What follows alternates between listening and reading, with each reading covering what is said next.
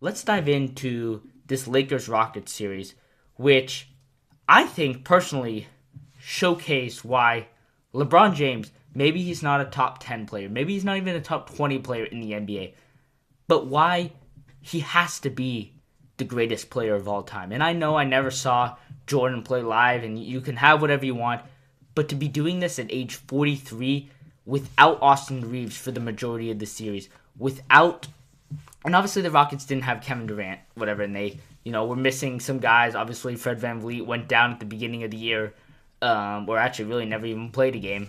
Right? But without Luka Doncic as well, LeBron James to turn back the clock after a regular season where he took games off.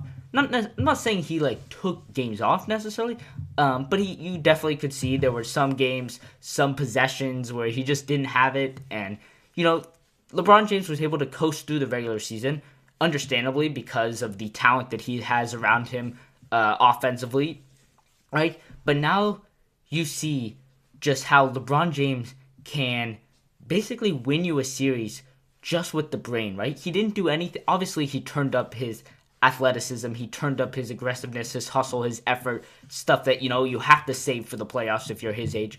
But you could just see he was basically toying with the Houston Rockets for most of the series. And the Rockets came back, right? They are the more talented team for sure.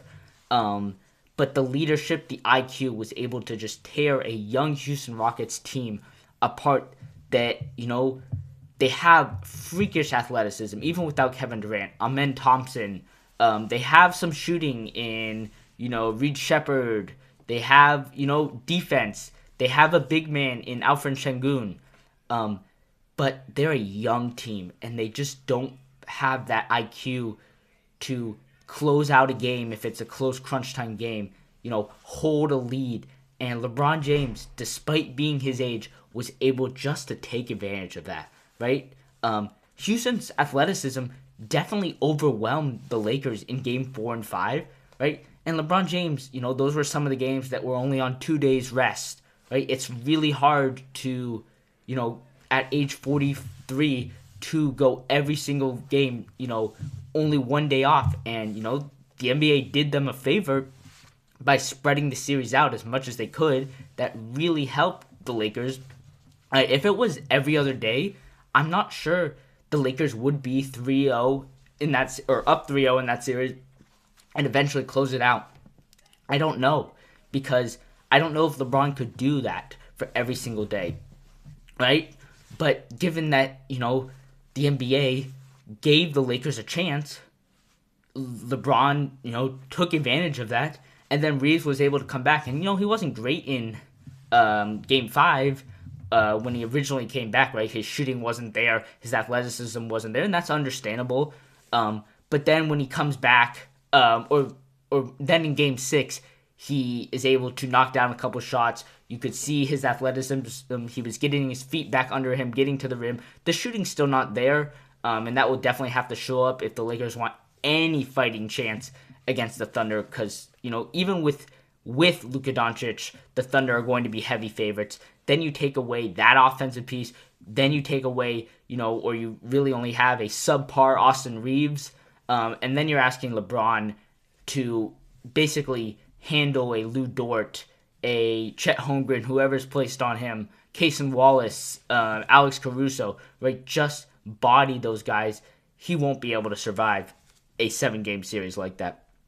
But, as for the Lakers, I really think that we talked about LeBron and his leadership, his just composure, right? He's been here. He's been to the NBA Finals 10 times. He's been to the playoffs every year except maybe 1 or 2 in his career. I think that was his first year. Maybe he didn't make the playoffs. I'm not quite sure about that. But he, knows what it takes down the stretch, right? It could be a rough game. Nothing can be working for you. But when it comes down to crunch time, winning time, it's just about who can make a bucket and who can make a stop. And LeBron James was able to will his team to do that. And I actually don't think he would have been able to do it by himself. He got huge production, obviously, in Game 6 from Rui Hachimura, who just could not miss from three, from in the paint. I think he had 6 made threes in that game, went like 6 of 8, 6 of 9 from three, something like that. Even better from inside the paint, right? So he was clutch, right? And then Marcus Smart, right? And we know the story of Marcus Smart with the Celtics. He was up and down. He would, make all sorts of winning plays diving on the floor like we saw in this series. But then he could just tear your team.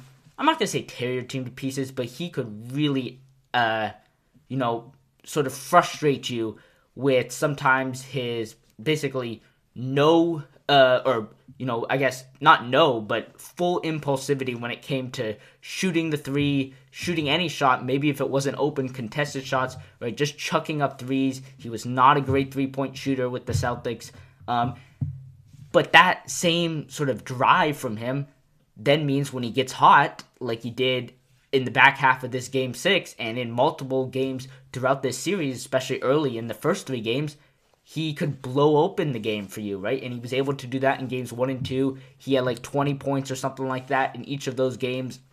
And he drove that offense, allowed LeBron just to be the facilitator, which LeBron at this age would much rather do. If LeBron can be the IQ, the brains behind the offense, but doesn't need to be the one actually finishing the shot, that saves his breath, his air, his athleticism for the defensive end, where he was able to, basically shut down the Rockets' offensive play. And now, the Rockets, they have their own problems. We'll get to that in just a second.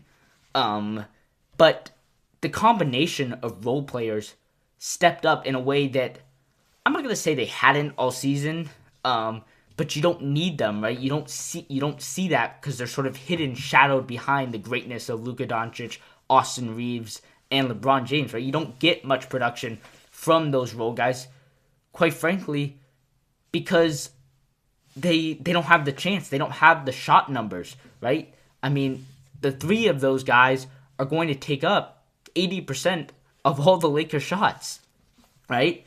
But I really thought that, it wasn't just the offense, right? We talked about Marcus Smart on the defense. DeAndre Ayton, right? He's not there for offense. He's there to be the rim protector, clean up missed shots around the basket, play defense on Alfred Şengün.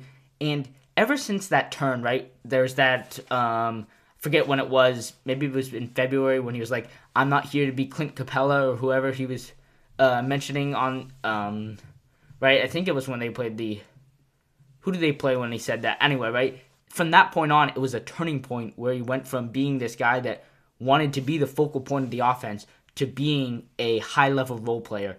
And the Lakers took off from there, right? They were one of the best teams down the stretch, and then unfortunately, Luka and Reaves got hurt. That being said, in order to have any chance against the Thunder, Austin Reaves obviously will have to, sort of get back into basketball shape, and that's really hard in the playoffs. He's only had 2 games under his belt. But you're also going to need to to have any chance, I think you have to have Luka back. That being said, I don't know when Luka's going to come back. Game 3 is I believe it's a full week, so next Saturday. So that means that if you can find a way to split in OKC, and then you can get Luka back maybe in a week for Game 3, you might have a fighting chance. I find it very unlikely that they're going to be able to get a game in OKC, especially in OKC. You don't want to be, coming back down 2-0 to Los Angeles is fine. You don't want to be in Game 4 down 3-0, right? You cannot be on the verge of a sweep when you get any chance of getting a productive Luka Doncic.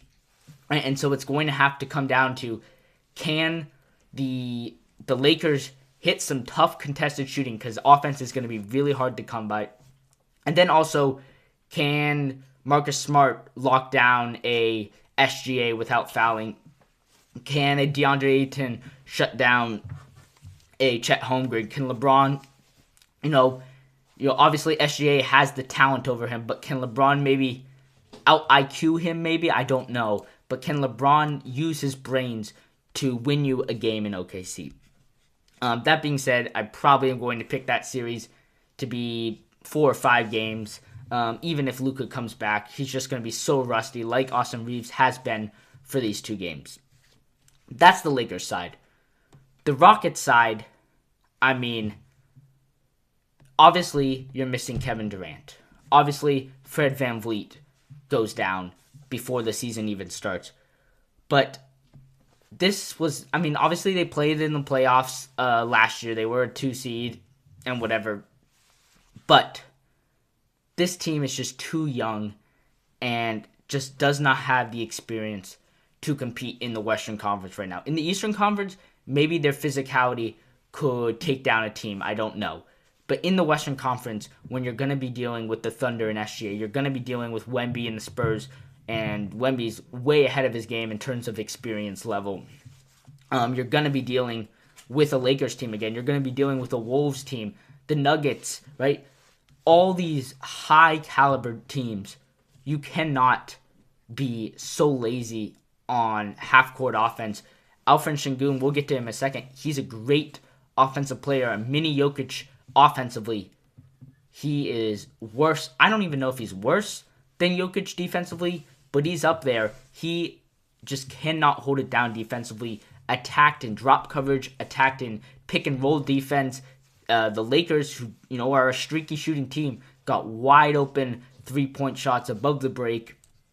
The offensive execution, and this is where Ime Udoka comes in, right? We saw what he did with the Celtics defense in 2022, right? He fully transformed that defense into one of the best defenses in the NBA, and it still is one of the best defenses in the NBA because he taught Jason Tatum and Jaylen Brown how to run a defense.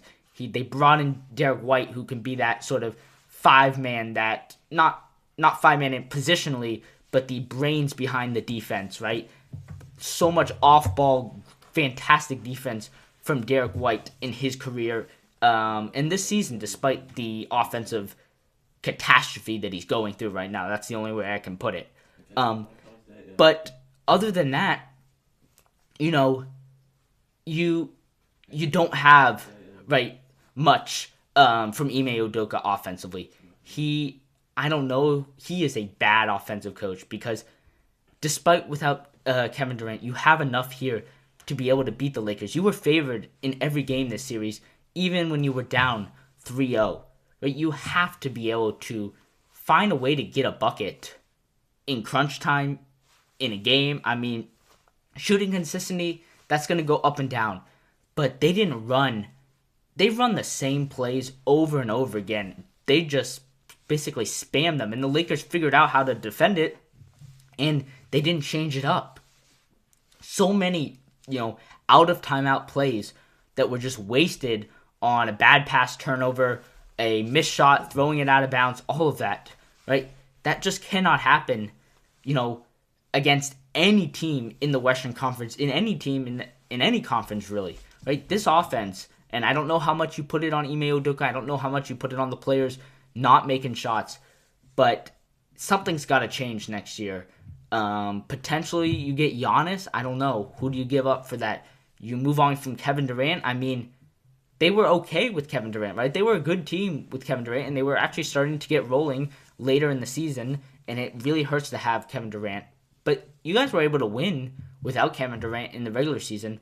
So what changed in this series? Because you were the better team on paper. But, we talked briefly, right? The Rockets are going to go home. They got to think about what they do as a team. Can they keep all these young guys?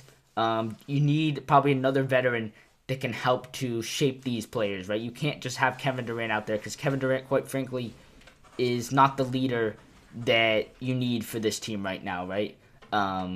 And if they run this team back, it's going to be the same thing next year because it's going to take years for Amen Thompson to get a shot. It's going to take years for Alfred Şengün. I don't even know if he can become a playable defensive player.